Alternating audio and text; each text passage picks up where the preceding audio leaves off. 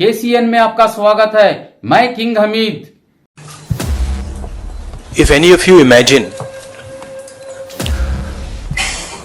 anybody in the country imagines what happens when your bank account, your ATM card, your entire financial identity is erased, right? You can imagine if it is done to a family, the family will starve to death. If it is done to a business, the business will be crippled, right? This is what has been done to the Congress party 1 month back. All our bank accounts have been frozen. We can do no campaign work. We cannot support our workers. We cannot support our candidates. Our leaders cannot fly from one part of the country to the other. Forget fly, they can't take a railway train. And this has been done literally 2 months before the election campaign. Why has it been done? One notice comes from the 90s, another notice comes from 6-7 years ago. Quantum amount 14 lakh rupees, and punishment our entire financial identity, right?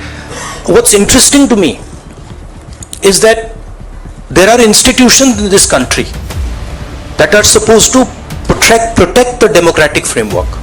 There are the courts in the country, there's the election commission in the country, right? And nothing is happening. The election commission has not even said, wait a minute, you have frozen the bank account of the largest, of one of the biggest political parties, largest opposition in the country. And already our ability to fight the election has been damaged. We've already lost a month.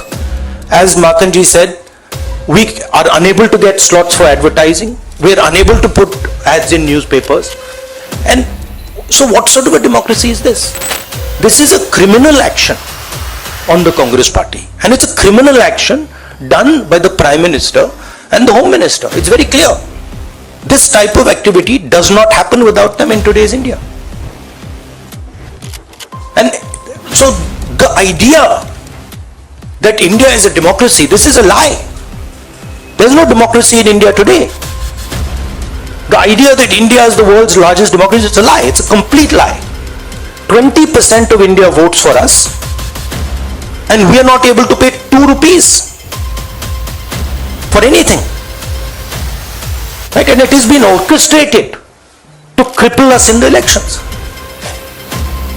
Now, even if our bank accounts are unfrozen today, huge amount of damage has been done to Indian democracy, and no court is saying anything. No election commission is saying anything. No institution is saying anything. Media is not saying anything.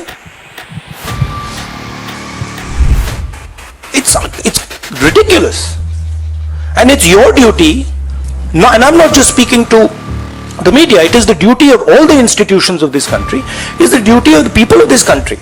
You're being robbed of your most important asset. You're being robbed of your constitution, you're being robbed of your democratic structure, you're being robbed of the entire architecture, and everybody's just quiet.